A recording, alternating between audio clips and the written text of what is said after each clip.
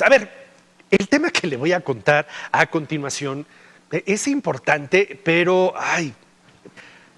tiene una segunda cara. Ya sabe que siempre todas las historias, decimos, tienen dos caras. Esta primera cara que le voy a contar es buena porque, vaya, corresponde al acto de abrir a la opinión de los distintos segmentos sociales, de las distintas formas de pensar, un tema de esos temas tabús, de esos temas duros que finalmente terminan por formar parte de la sociedad y que tarde o temprano tienen que llegar al terreno de la ley. Se está llevando a cabo en Puebla el Parlamento Abierto en el Congreso del Estado. ¿Qué es un Parlamento Abierto? Es eso, cuando se reciben opiniones de diversos grupos sociales, representantes de diversas formas de pensar sobre un tema. Y en este caso, se está hablando de los derechos sexuales y reproductivos para analizar el tema del aborto legal en Puebla. Entonces, ya en sí la noticia es buena, que hay un parlamento abierto y que se escuche a los liberales, a los conservadores, a los religiosos, que se escuche las posiciones moderadas, las posiciones médicas, las posiciones espirituales. Está bien que se escuchen todas las posiciones más radicales, las posiciones mucho más conservadoras, todas tienen que ser escuchadas. Ayer el eje que se abordó en este Parlamento Abierto fue aborto y derechos humanos. Durante el Parlamento se dio a conocer que los jóvenes inician su vida sexual entre los 13 y 14 años en nuestra cultura y que también en nuestra cultura existe miedo a hablar sobre temas de sexualidad. Además, se discutió si el proyecto de salud sexual y reproductiva es eficaz en México o está originando que las mujeres tengan embarazos no deseados y ocurran o acudan al aborto clandestino. También se abordó el tema del Estado laico y la ética de la función pública respecto a este tema. En este Parlamento Abierto participaron integrantes de la sociedad civil, organizaciones contra el aborto, colectivos feministas pro aborto y legisladores y legisladoras poblanas. Estas mesas de análisis van a concluir el 27 de abril.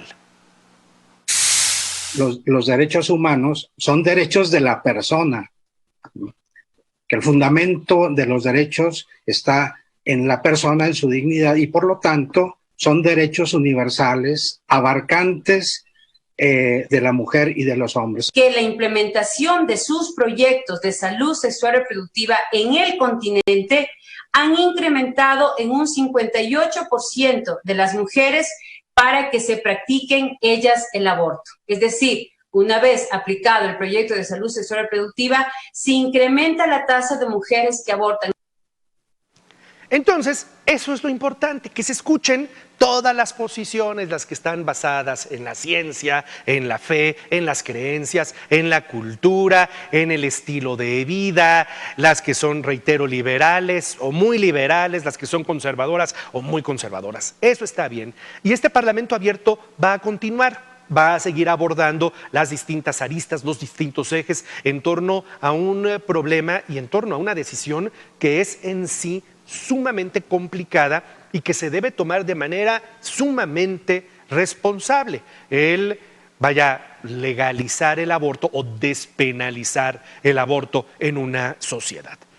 Hasta ahí todo estaba bien. La otra cara de la historia. Resulta que en este Parlamento Abierto, en el Congreso, se presentó un sacerdote, Julián Cruzalta, que resultó, como decía mi abuelita, gato por liebre. Pues sí, no era sacerdote y se presentó como tal.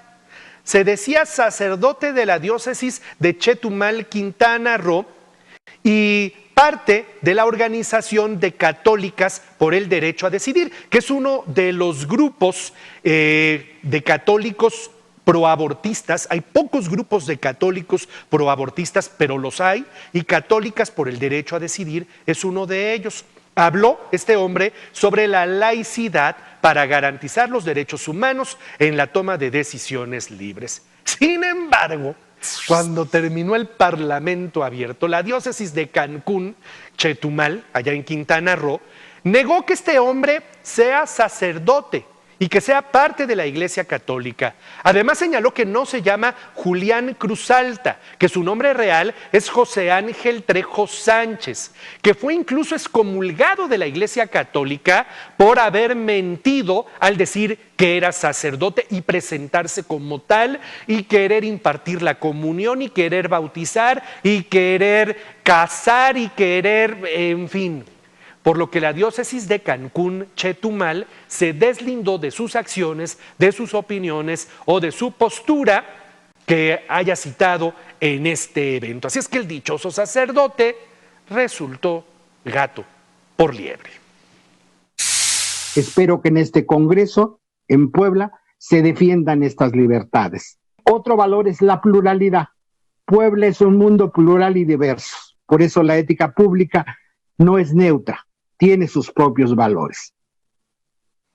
Y sus conceptos y la manera de expresarlos no eran malos, pero ¿para qué carambas se anda poniendo un hábito, o como se llame, el ropaje del sacerdote, cuando no lo es?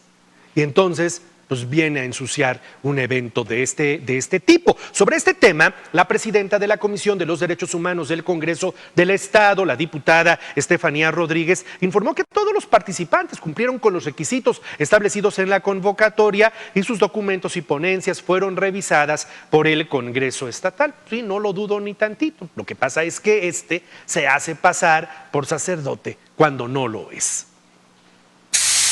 Y cada una de las personas que están participando en el Parlamento son parte de este proceso que fue revisado minuciosamente por parte del propio Congreso del Estado. También como requisito se pidió una identificación oficial. Además, esto fue el requisito que está plasmado en la convocatoria. Y parte de lo que se plasmó en la convocatoria es que las organizaciones podrían podrían compartir la participación, es decir, que Católicas por el Derecho a Decidir es una organización a nivel nacional que decidió participar y en su participación agregó a las dos personas que se presentaron.